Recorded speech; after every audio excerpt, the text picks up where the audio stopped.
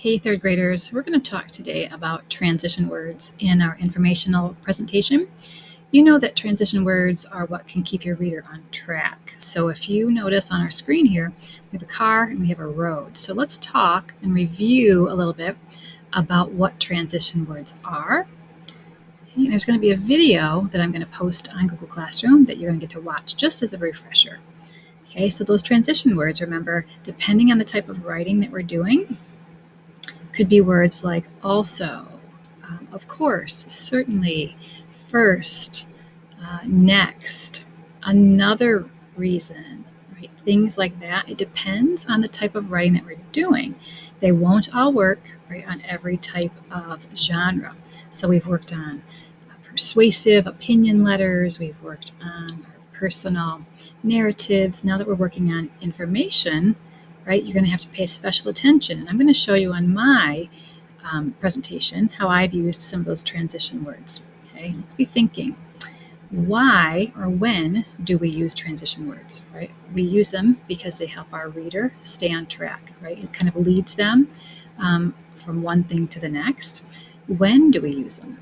We use them at the beginning of our writing, in the middle, and at the end of our writing. So if you think about how we use our power organizer, right, we've got that top triangle, and we're going to start using those transition words or phrases in those three different rectangles, right? That's the body of our presentation. So maybe we're going to use words like first or let's begin. Maybe in the middle, we will use a word like next or another. Okay, and then in our third rectangle, we might use something like lastly or another, might work there as well. Over here on the right side, you could use these really in any of those paragraphs, any of those three rectangle parts of our power organizer. Things like, for example, also, in fact, in other words, of course. And then when we get to the bottom, right, of our power organizer, that's the ending, right? Our mic drop ending that we want to have. So that's so great to want our readers to come back for more. We might use a phrase like in conclusion or finally. So it really depends on the writing that we do, and it depends on kind of how you have structured your sentences, what would make sense.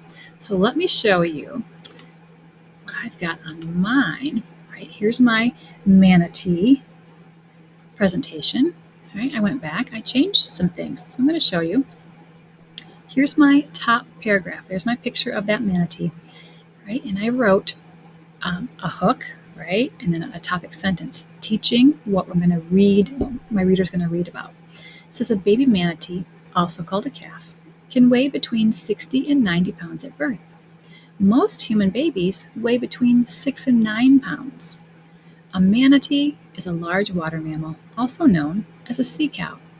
Manatees are fascinating creatures, so read on to learn about their appearance, what they eat, and where they live. Okay. I might go back and I might change some things. I might add some different words. I might look for some adjectives or some more salsa words that are going to be a little bit more interesting. Okay. So that's my top triangle. Here is my first rectangle from my power organizer. It's about the appearance, right? What do they look like? So you'll notice that I have a couple of text features on the side. I have that picture, right? The diagram with some labels. I also have a picture here. This is an up-close picture of their flippers.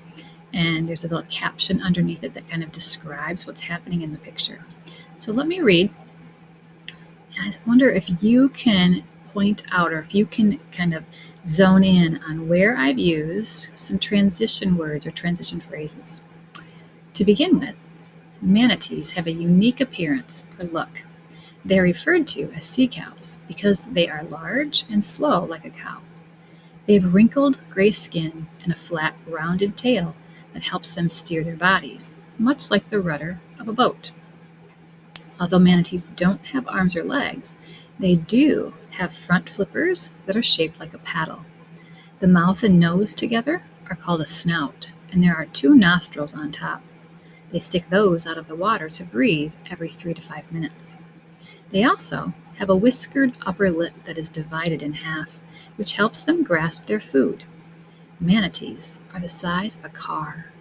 They can be as long as 14 feet and weigh a staggering 3,500 pounds. So I want you to look.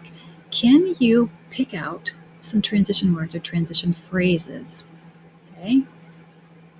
To begin with, there's a good one, right? I'm starting out. To begin with, right? I also say, kind of use the word although, kind of talking about their body. And I say, well, although they don't have arms and legs, right, they do have this part on their body. Okay. So I go kind of on to tell some more information about that.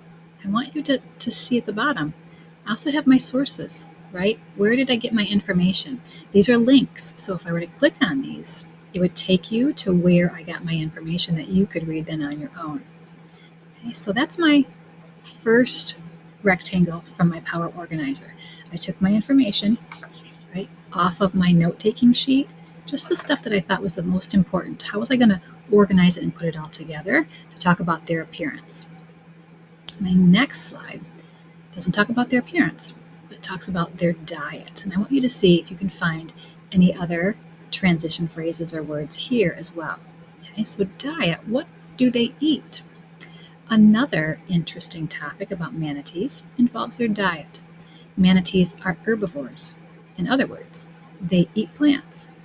They use their flippers to dig up roots and then spend 6 to 8 hours grazing on their delicious discoveries. They can eat up to 150 pounds of plants and seagrasses each day. Their food is often mixed with sand. As a result, when they grind their food, they wear down their teeth. Luckily, as those worn teeth fall out, new ones grow in their place. If you encounter a manatee at an aquarium, you will likely see them feeding on lettuce. Okay? So, transition words. Another, right? I used as a result, right? When they eat and it's mixed with sand, something happens. There's a cause and effect there. As a result, I use the word luckily to kind of bridge that information to something positive. Okay? And again, at the bottom, I've got some sources. A couple of them are the same. One is an additional one. I also have some pictures over here. You can see this manatee on the top.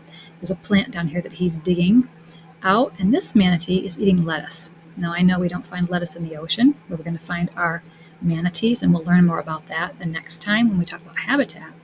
This is a manatee that's in captivity, so it's a manatee in an aquarium, right? And so we have to feed them plants, and lettuce is a plant. I also have a pronunciation guide down here. Here's a definition of the word herbivore. I use that in one of my first couple of sentences, and it pronounces it, or shows you the pronunciation guide. Herbivores, animals that eat only plants. All right, so your job is to use some interesting transition words and phrases, right, to make your presentation and your paragraphs, your information sound more interesting so that people want to keep reading what you write.